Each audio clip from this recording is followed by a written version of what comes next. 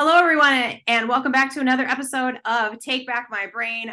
I am so excited about today because I have one of my most favorite human beings with me today, Dr. Daniel Pompa. He is my friend. He is my mentor. He is my brother in Christ, and I just love him and his family dearly. So thank you, Dr. Pompa, for being on here today. Yeah, I'm glad to be here. And all of those things mean something special to my heart. So thank you. Yep. I'm part of Dr. Pompa's Platinum Practitioner Group, and I can't tell you how life-changing that has been. So I can never thank you enough, Dr. Pompa, for changing my life in multiple ways. So Yeah, appreciate that for sure. it's an amazing group of humans that we're connected with, for sure. So one of the things that I love about Dr. Pompa is he talks about getting to the root cause of everything. So I was wondering if we could kind of tap into the root cause of inflammation today, if you're up for that. Yeah, for sure. Yeah, you're right about that though, right? It's what we do very differently in our group is really go after cause. As an example of like how watered down that really has gotten.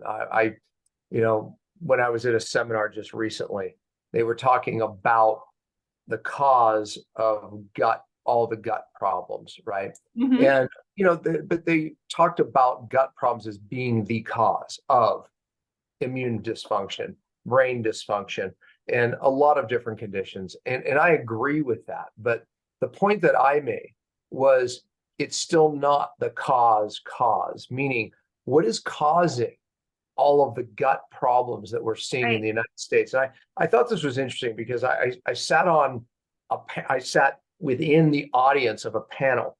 The audience was half European and half American. Mm-hmm. And I had to bite my tongue throughout the panel Uh-huh. because they were making the cause of the gut problems the lack of fermented foods, the lack of fiber, and eating too much meat. Okay, Wow. so now I didn't want to disrespect the panel because I thought they were bringing some good information to it, just to Right, be because honest. those are But valid points. Yeah. absolutely valid points, right? And they knew who I was in the audience, so I didn't want to be that guy. But finally, at the end, something amazing happened that I didn't have to speak up, and it was so perfect. A German gentleman raised his hand and he said it. He said, "No disrespect to the all-American panel." He says, "But just an observation yesterday at lunch. We were sitting at lunch, and you know." Maybe 4 or 5 Americans were at the table, and then maybe 5 or 6 us Europeans were at the table. And the Americans were going on about their gut problems, their food intolerances, some different conditions they were suffering from hormonally. And we started talking amongst ourselves, the Europeans meaning, and we were like, we didn't have any of these things. And we were noting that, like, do you deal with that? No, Daniel. And I have to say, that we don't eat the diet that you're promoting, and I'm not saying it's a bad diet. He was very clever with his words. I'm not saying it's a bad diet. All I'm saying is it sounds like there's another cause to the gut problems. And then another woman raised her hand and said, look, when I go to the US I get gut problems. When I come back I don't. And then I raised my hand finally and said, well, I think we're on to it. It's the level of toxicity that Right. is the real issue. And then, of course, they said, yeah, because these things, glyphosate's banned in the UK. Yeah. They didn't deal with the forever chemicals and all these food chemicals and all these different chemicals. It's banned there. They never, experienced it. And yet we don't see the gut problem. So the upstream cause, really, of all of these things are the levels of toxins that we're exposed to in the United States. And by the way, diabetes is less than half there. Obesity is almost non-existent when you go to Italy, despite the amount of carbs that they eat. I think it's double. Exactly. Yeah. Yeah, Yeah. and they don't exercise. You don't see No. gyms in Italy, No. okay? It's Yeah. like, so, why are their health statistics so much better and you don't see obesity? It's not what you think. But I know. anyways, Yeah. the cause is toxicity. I have my nieces and nephews both spent some time in Spain for school and stuff, and they're like, we're eating at 11 o'clock at night. We're eating all this gluten. We're eating all this, and we feel fine. So, like, what you're teaching, is it really true? I'm like, it is in America. Yeah, Yeah. yeah, but it is. Instead of looking at the reason people are sick today is a toxic issue. And you can't pin it on every illness, but when you look at the hormone dysfunction in the United States versus other countries, the obesity, the weight gain, look, diabetes, it's estimated 30 some percent is purely toxic issue, which who's talking about that? I believe it's 80 some percent of diabetes. When you look at the thyroid cases, it's mostly all endocrine disrupting types of toxins and heavy metals and those sorts of things. If you look at the neurodegenerative disease, if you look at chronic inflammation, your question, inflammation is at the root of most of the chronic illnesses. And we look at the number one cause in its specific toxins, and we can be more specific about that if people want. Yeah, I think let's get a little bit more specific because you're bringing up these endocrine disruptors and thyroid.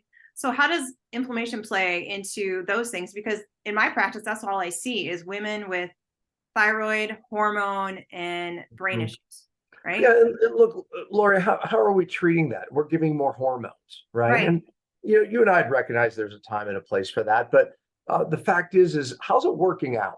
How's it working out? Because when people first go on the hormones, sometimes they feel a little better, but then that wears off and then they don't. And then they're still overweight, their hair's still thinning, their blood work oftentimes gets better, but yet they don't feel better.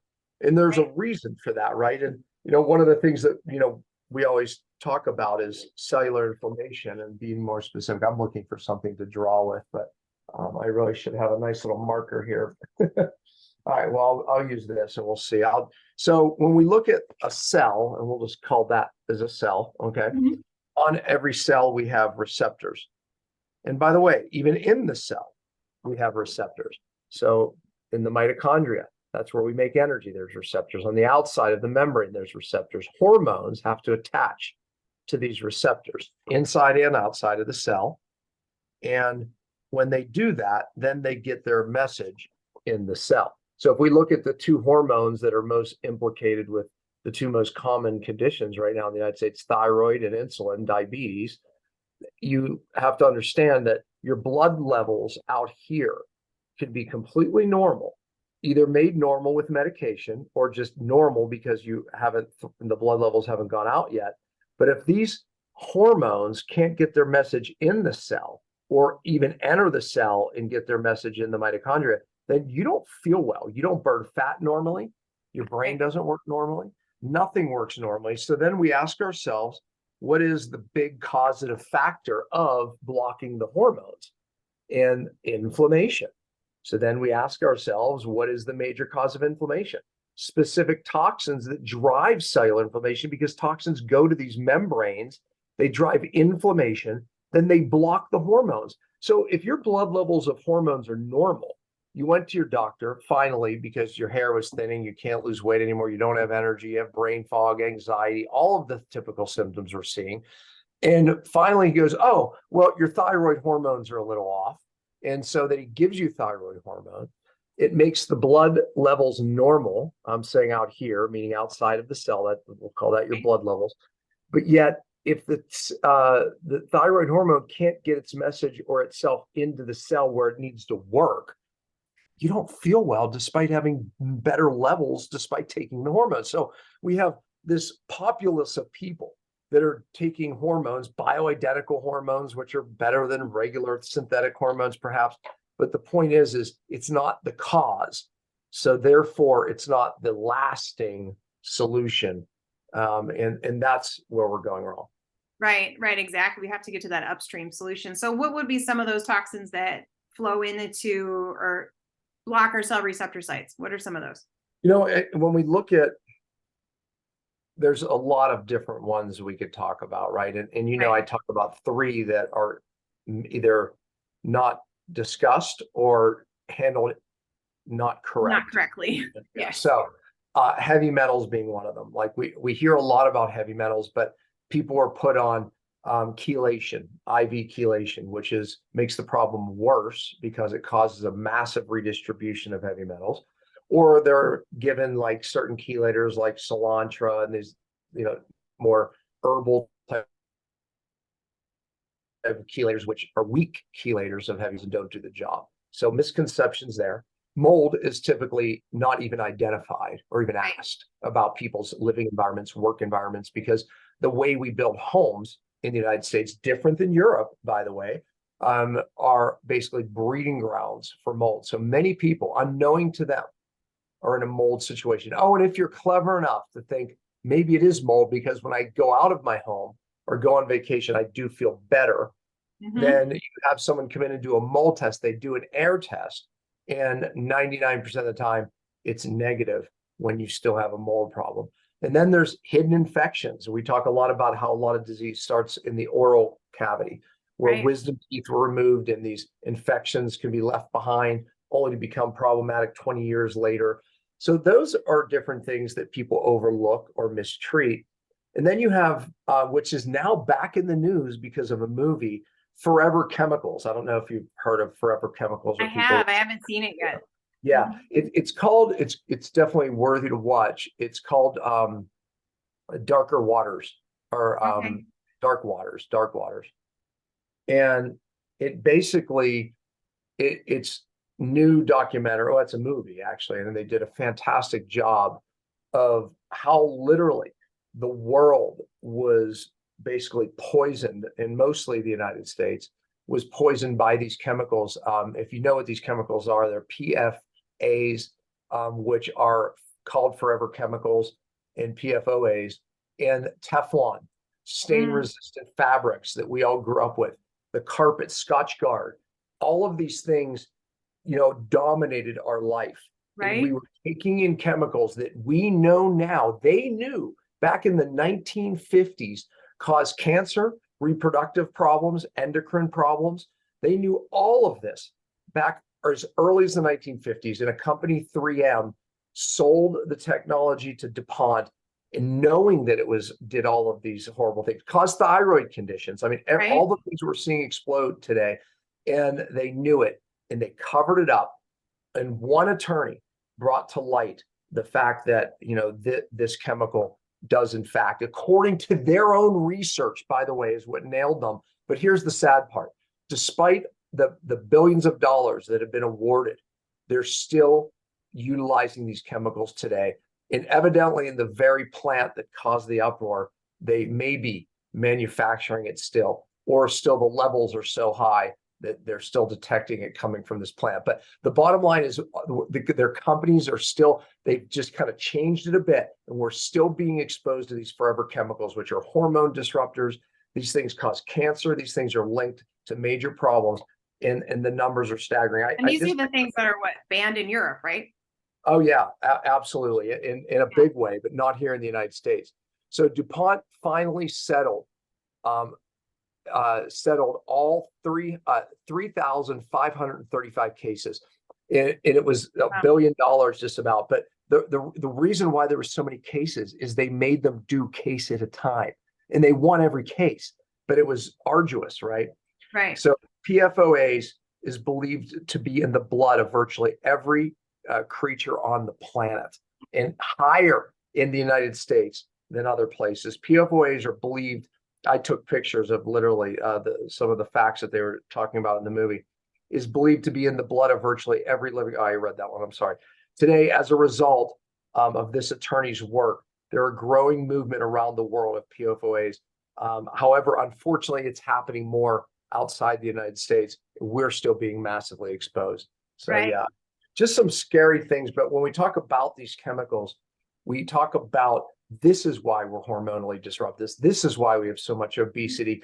This is why we have so many gut problems, brain problems, immune problems. It's not the lack of anything. It's the fact that these chemicals are disrupting the way our cells should work. Right. Right. And when we go in and we detox people, I know even just for me personally, when I'm on a detox cycle, I can taste things from childhood. Like I can taste pledge or Windex or smoke. It's so bizarre, but those things are still they're still coming out. I'm going to be 50 this year and I've been detoxing, a You, long time with you. we grew up, Laurie, we grew up in the lead generation. Our Right? parents did. And, you've heard me talk about how it's physically inherited for generations. And what I mean by that is that if our mothers had it, right, Mhm. it's very normal for moms to lose bone during pregnancy. Most of the lead is stored in the bone, and out comes the lead in utero. And then that keeps getting inherited for generations, not to mention epigenetically, meaning lead changes the genes, turns on certain genes, and again, 4 generations. Well, if we're only 2 generations in, we have 2 more to go. But Right. here's the disturbing part. Lead was considered normal at like 40 parts per million. Okay. Then it went down to 20 parts. Then it went down to 5.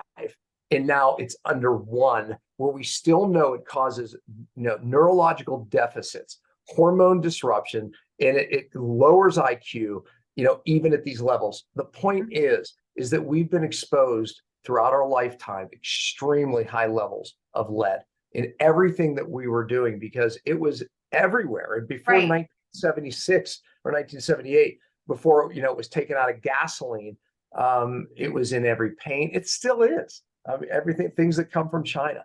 But the exposures that we had just in utero were tremendous. So the point is if you're not detoxing today, I mean, what we're currently being exposed to. Oh, and now they're spraying our air for different reasons, Right. and additives in jet fuel to make them work better, be Mhm. more efficient, aluminum, bromines, it's remarkable. But this is why human health is suffering. Right. Oh, exactly. And so once we know that we're so exposed, then we're talking about detoxing to get to the root cause of it, that inflammation. You mentioned several binders, like don't do this or don't do that. So people are like, what do I do then? So what do people do? Because most people, like, I've been exposed, obviously since utero, and I don't know what to do because I can't move to Europe. So what do Well, we do? one of the things that I've taught on for years, and you practice it in your Yeah. practices. We talk about upregulating cell function, and my 5 R's is a roadmap for practitioners of what we do there. People will Yep. be bored with the science there, but it's specific cellular pathways that need to be fixed when chemicals wear down those pathways. Because you have to understand, folks, that your cells have to deal with chemicals day in, day out, because your precious DNA lies within these cells, and it needs to get rid of toxins day in, day out. But once those pathways are compromised, now the cells start to build up toxins. Oh, and then your genes get triggered, because remember, I could draw a nucleus and put DNA in there, and that's where your DNA is. And most conditions, thyroid, diabetes, part of it is a gene that gets triggered. You didn't get a thyroid condition or diabetes because your mom or dad did. No, we do inherit weaknesses, but that gene has to be turned on or triggered. Toxic cells turn on bad genes. Yes. The good news is we can turn them off, but these pathways in the cell have to be fixed. So if we think of this correct detox in 3 phases, phase number 1 is activating the cells to do what they should do. Phase number 2 is using chelators correctly. What are chelators? Chelators are things that grab toxins and they pull it out of the body and move it away. A lot of people make the mistake in just trying to use chelators to detox. You can't Right. use chelators without fixing the cell, right? Or detoxing the cell or upregulating these cell functions. So we do that. And then we use chelators correctly. The reason I said correctly, remember I said taking IV chelation Mhm. creates more distribution. And so you have to use chelators correctly, meaning in their half-life. So you're taking them often enough so you don't get this redistribution where more metal ends up in your brain. Bad idea, or more Bad toxic idea. for that matter. Mhm. So if we think of phase 1, upregulating cell, phase 2, out here, we want to use chelators or binders to grab the toxins so we don't redistribute. Make sense? And there's Yep. one more phase. Many of the toxins are brought to our liver and our gut. And we want to utilize, I'm drawing so when I explain it, it makes sense. Okay. So many of these toxins are brought to our liver, where our liver conjugates them, makes them safe, if you will, helps bringing them out of the body, but they end up uh, being dumped into the gut. Now, here's the problem is they bind up with something in the liver called bile that we use for digestion. And Mhm. that toxic bile complex is dumped in the gut, but the problem is that it's basically because your body's meant to reabsorb this bio and use it again and again. But this toxic biocomplex goes in circles. It's called autointoxication. We need binders in the gut as well as outside the cell. So we use binders here. So step 1, step 2, step 3 is binding them in the gut so you don't reabsorb them. So that 3-step process is something that I've taught for about 20 years. It's an amazing process, and it works. Works like magic. So thank you for teaching us that. Right. Yeah. So your 5 R's, can you briefly go over what those 5 R's are? Yeah, that's, how we get the cell functioning. R number 1 is stand separately, and it's what we talked about already, get into the causes. It's remove the source. If you don't remove the source, you're never going to get the cell functioning, right? You're never going to get your life back. You're just going to chase your tail. Absolutely. So we have to look upstream to these really, really, true toxic sources and remove them in somebody's life. R number 2 is regenerating these cell membranes. These cell membranes, outer and inner, where these very precious hormone receptors are. You have to regenerate them. And by the way, it's critical because if you don't regenerate the membranes, you can't get the good nutrition in and you can't get the toxins out. So you really have to fix the membrane. It's the gatekeeper. There's a saying, life begins and ends on the membranes. Your hormonal health is determined by your membranes. Your brain's ability to work determined by the membranes. Your immune system, the membrane. So regenerating them is critical for just how you feel. R3 is restoring cellular energy. Restoring cellular energy is critical for how the cell gets rid of toxins day in, day out. Restoring cell energy is how everything works in the cell. Even your precious DNA, protection, everything works by the cell energy. You have to restore it. R4 is reducing the inflammation of the cell. We started this by saying inflammation is the cause of most chronic diseases, but more specifically, cellular inflammation. If we don't reduce it, we don't stand a chance of getting well. And then the last R is reestablishing something called methylation. Methylation is part of how our cells detox. Methylation is part of how our cells turn down bad genes, turn on good ones. Very, very important process for getting rid of bad hormones, toxic hormones. So all of those things are critical in the methylation process, but you have to reestablish it because the thing that depletes it is specific toxins. So we have to reestablish it to really get the cells working. Right.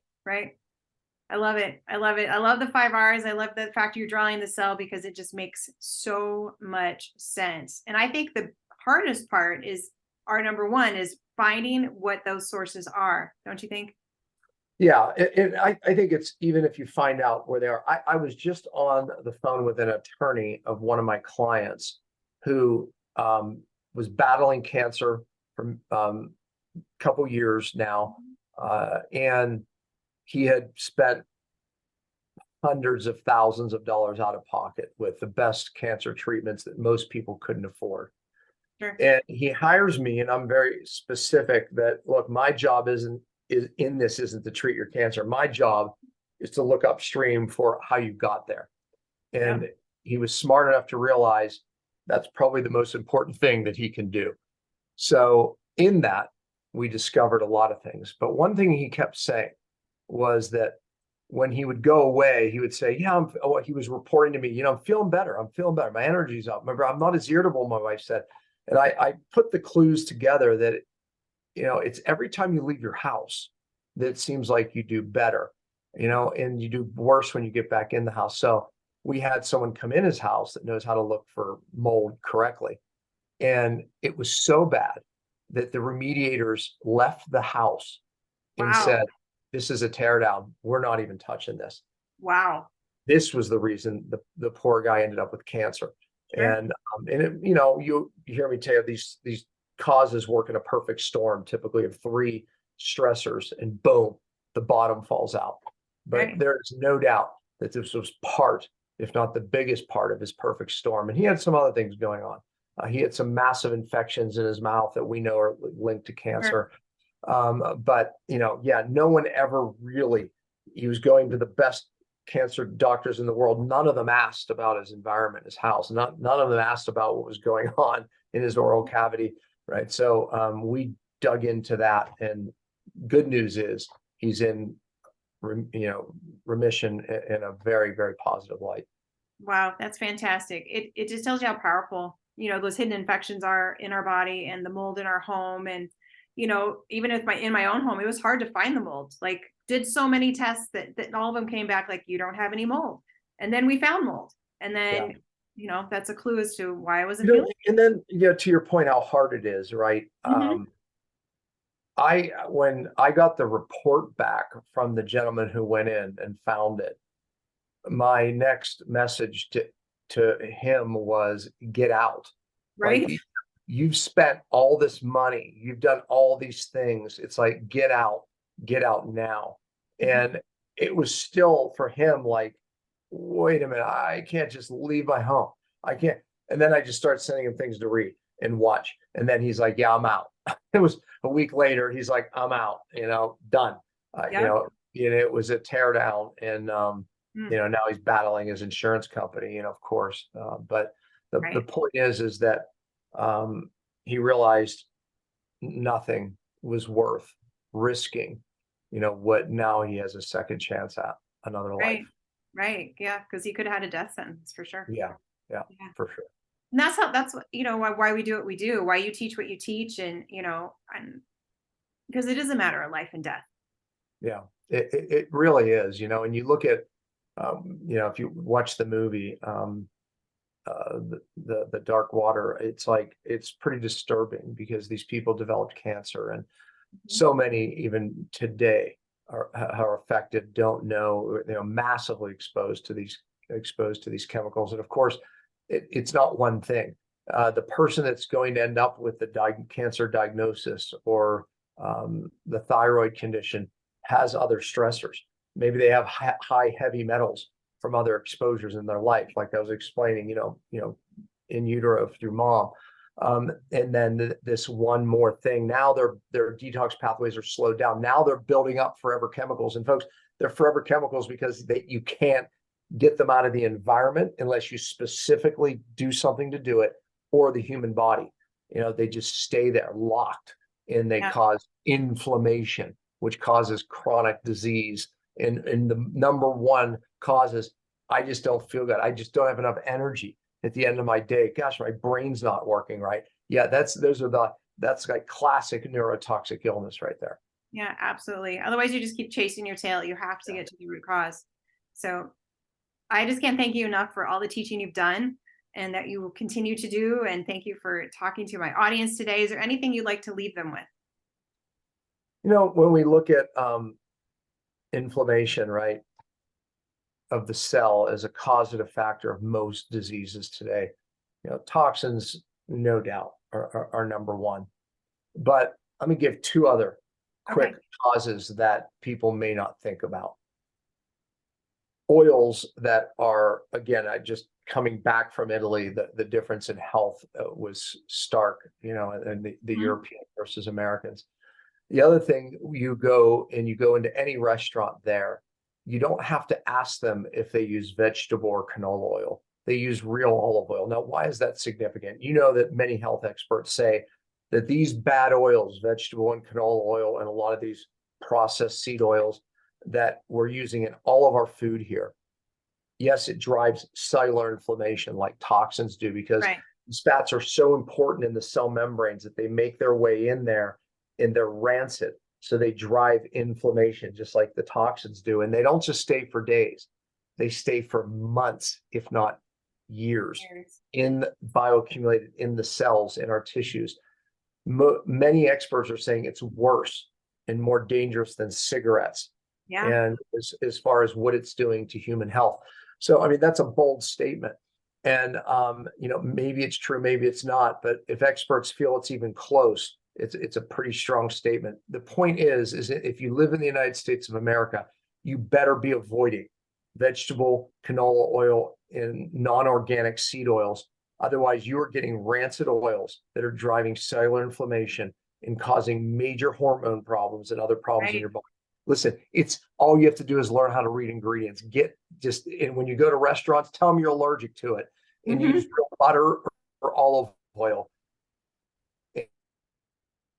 And we go to dinner a lot because, and I still don't get exposed because I'm very specific about not eating it. I won't ever eat it. I'll eat some sugar, maybe I'll have a dessert every once in a while, but I will not ingest these oils. Okay. The last one that drives cellular inflammation that you may not think about is your thoughts. I just brought out this book. So good. Yes. Yeah. And this is The Biology Biology of Belief. Yep. And it's Dr. Bruce Lipton. And he was one of the first to tell us that our thoughts are basically drivers of cellular inflammation, meaning negative thoughts. But positive thoughts do the exact opposite. Now, I know that sounds a little wokey for some people or hokey or however you want to put it, but it's not. Thoughts are wavelengths and they communicate with our cells via a wavelength, and they can drive inflammation or non-inflammation. They change your DNA. Thoughts change your DNA. Let me give you an example. Okay, if you got a phone call, okay, all of a sudden, and someone tells you someone just died in your family, like God forbid, or is in an auto accident, would you feel that thought? Yeah. Yeah, you'd get a sick feeling, right? Yeah. I mean, these are thoughts that drove a response in the body all the way down to the cellular level, right? Yeah. Of course, it's going to release certain hormones, certain chemicals, and then that creates a cellular reaction. But thoughts create actions, thoughts create responses, right? So our thoughts, create a cellular reaction. So, or the opposite, we get a phone call and it's a happy thing and we feel that feeling, right? It's like, so, that's the point, is people don't understand how our environment, and this was from my notes in here, but I have our environment, like toxins, regulates certain proteins in our cells. This is how it works. That changes our DNA, that sends signals, something through RNA, and then it changes proteins of who we actually are. So literally we become who we think we are, for better or for worse. So, and that's the whole point of the book. So our DNA is controlled by our environment. So anyways, change your thoughts, change your cells. Change your life. Yeah. Life and death is in the power of the tongue, right? Yeah. And our friend Ben Azadi calls it vitamin G, right? Yes. Meaning, how do you change your thoughts? And this isn't his work, but the work of many. Start your day with the things you're grateful for. Gratitude, that's vitamin G, gratitude. Yeah. And finish your day with what you're grateful for, what you're grateful for the day. And watch, how you change. So many things change in between. Absolutely. I love those parting words. Thank you so much. Thank you, everyone, for listening. I love you to pieces, Dr. Pompa. So thank you for everything that you do. And I will see all of you in the next episode.